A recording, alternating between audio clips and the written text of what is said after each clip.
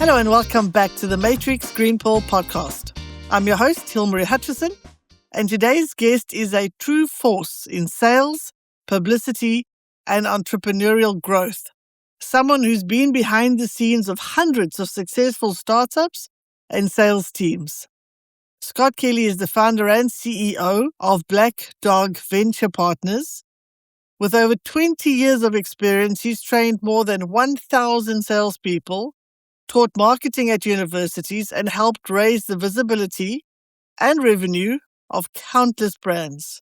Scott, welcome and thank you so much for joining me today. Thanks for having me. I appreciate it. Let's start with your journey. Can you please tell our audience a little bit about yourself and your background? I've been actually in the business for over 30 years. I started on the floor of the New York Stock Exchange in the early 80s, moved to San Francisco and Silicon Valley in 86, worked as an investment banker, taking technology companies public. And in 93, I became a founder for the first time during the internet boom in San Francisco and around the country. And I was one of the 3 companies I founded in the 90s that I exited between 93 and 2000. 2000, retired briefly, moved from California to Arizona. After a brief stint of retirement, I decided to launch another company in sports and entertainment. Sold that 6 years later, and I used that to launch Black Dog Venture Partners. And essentially what we've been doing over the last 30 years is helping early stage companies fund, scale, and exit their business. And during that time, we've helped companies raise approximately $5 billion. 30 of them exited in addition to the 3 exits I've had. We've built an investor network of 13,000 investors that we've done deals with. And we have a network of about 40,000 business partners and media partners that get our newsletter. In addition to that, I run VC Fast Pitch, which is our pitch event that we host online and live around the country. We've raised about $130 million from those events for early stage startups in technology and consumer products. And then I'm also recently the host of the Emerging Managers podcast, where I interview up-and-coming VC fund managers. And I moved to Florida about 3 years ago. So that's a little bit about me. That's a mouthful. That's a lot. You've accomplished a lot in 30 years. It's incredible. You mentioned there about starting many businesses, training many people. I know that you've trained over 1,000 salespeople. What are some of the most common mistakes you see founders or salespeople make when trying to sell? I think one of the primary mistakes is not having a large enough funnel. I can remember as an early stage startup entrepreneur, and even when I started out as a stockbroker, you need to have a qualified funnel of people to contact because sales is work. It's a lot of rejection, and you have to be willing to have a large enough network to overcome those objections and be able to go after other people. So I think the first thing is to be able to have a large established network is important.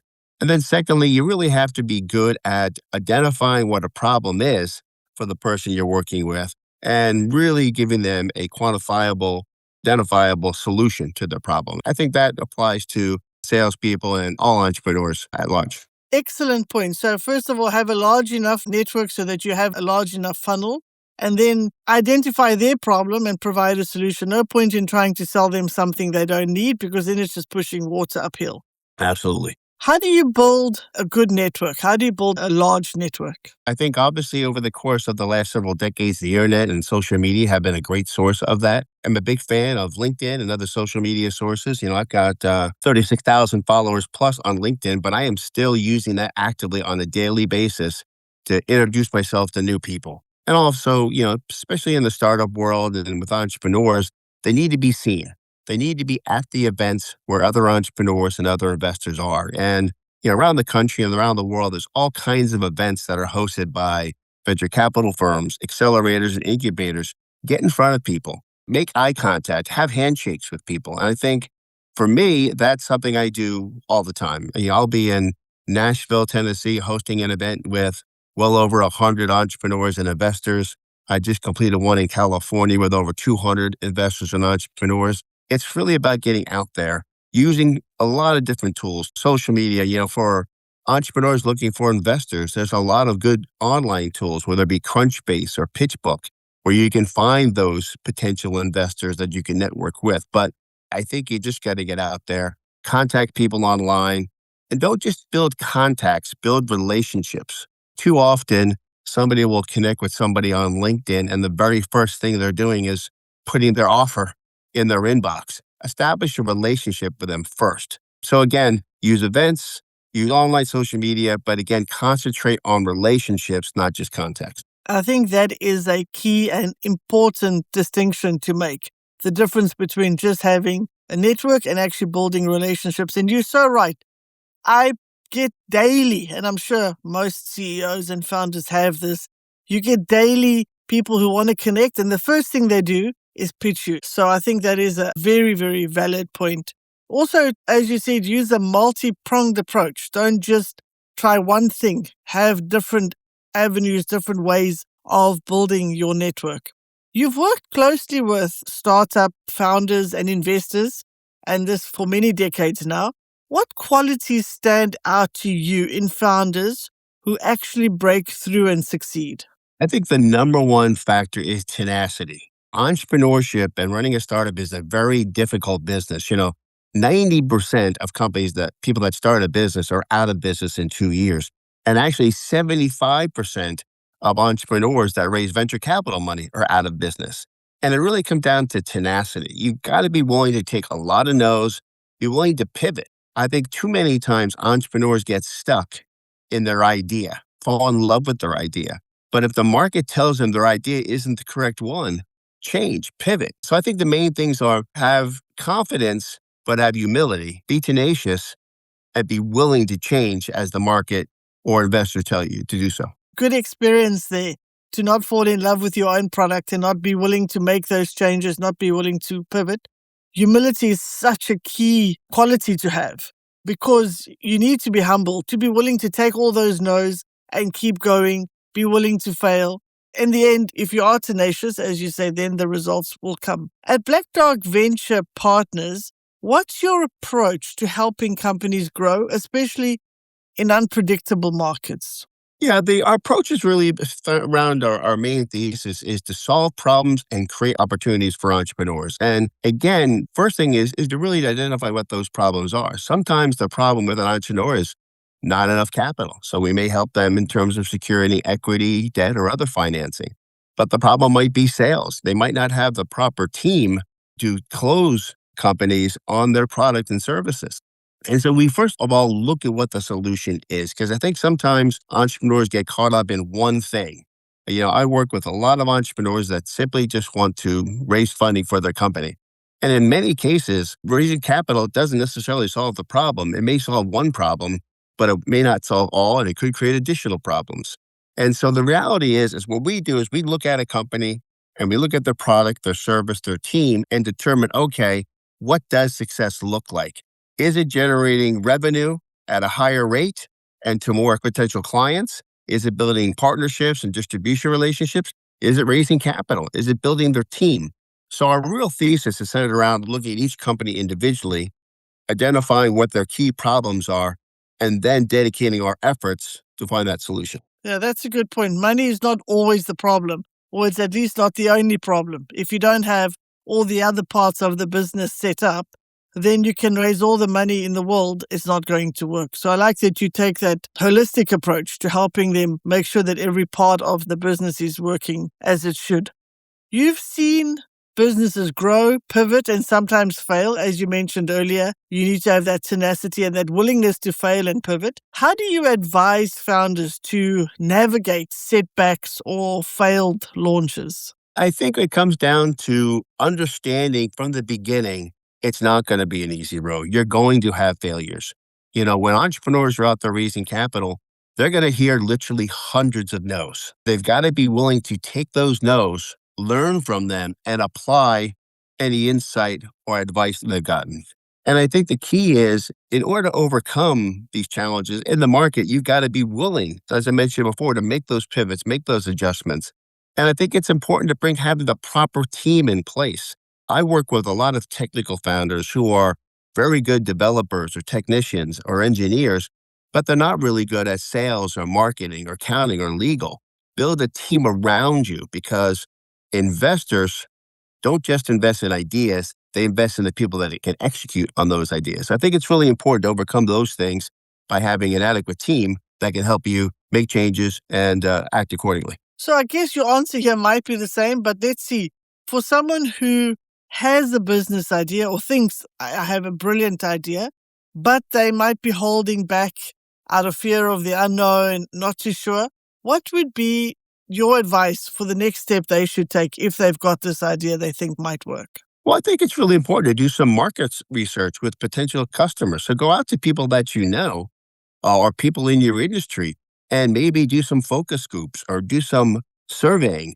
Determine what the market is for it, because that will give you some confidence in moving forward, or it's going to give you the information of what you have to change in order to move forward. And I think that's really important. A lot of entrepreneurs, they choose to go out there and have to pivot because they didn't do the homework ahead of time to know who their customer is, what they're interested in buying from you, and what they're willing to pay for it. And I think it's really important to go out there, you do some market research. Before you launch a product, maybe you have a MVP, a minimum viable product, or a beta that allows people to test it and give you feedback.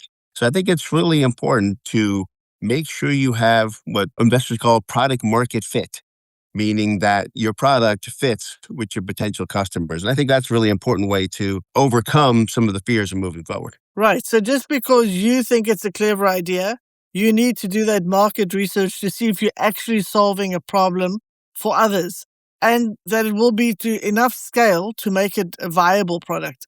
You don't want to just have a solution for one or two people, but there needs to be a market for the product, for the solution that you have created. Of course, the best businesses are those that are solving for an existing problem, because then you already know that you've got a market that's going to be interested in the solution that you've created.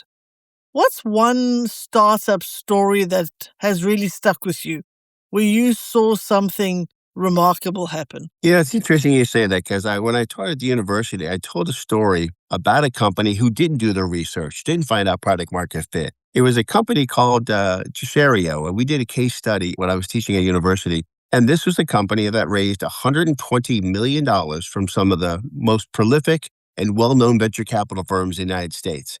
Their technology was to use an app to build a juicer, to run a juicer that made juice in 3 minutes and cost over $1,000. And after raising this money, they put out a video on YouTube showing how this $1,000 juicer made juice in 3 minutes. And probably the audience can probably guess what happened next is somebody put a YouTube video on how they made juice with their $100 blender. The bottom line is the end of the story was after 18 months, this company lost all $120 million and went out of business. And so sometimes it goes back to what we mentioned before.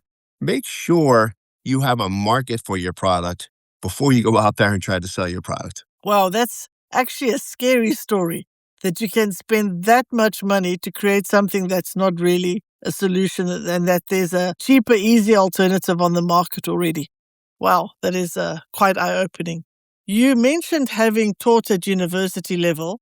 How does your real-world experience shape the way you teach or mentor others? It's interesting. When I was offered the job to teach, and I taught at a university in Phoenix, they had a curriculum of what they wanted me to teach. And I've already been in business for several decades and done many things in entrepreneurship. And I said, look, this is a really good program that you have, but I'm going to do it myself. So what I did is I taught entrepreneurship, but I taught them by them listening to successful entrepreneurs and investors. So we would have on a Zoom call or in person, very successful entrepreneurs telling their story and answering questions, and successful investors telling their story and answering questions. And then we actually had the students do a simulation. We had them build their own business and market their own business. Because I think a college education in general is fabulous.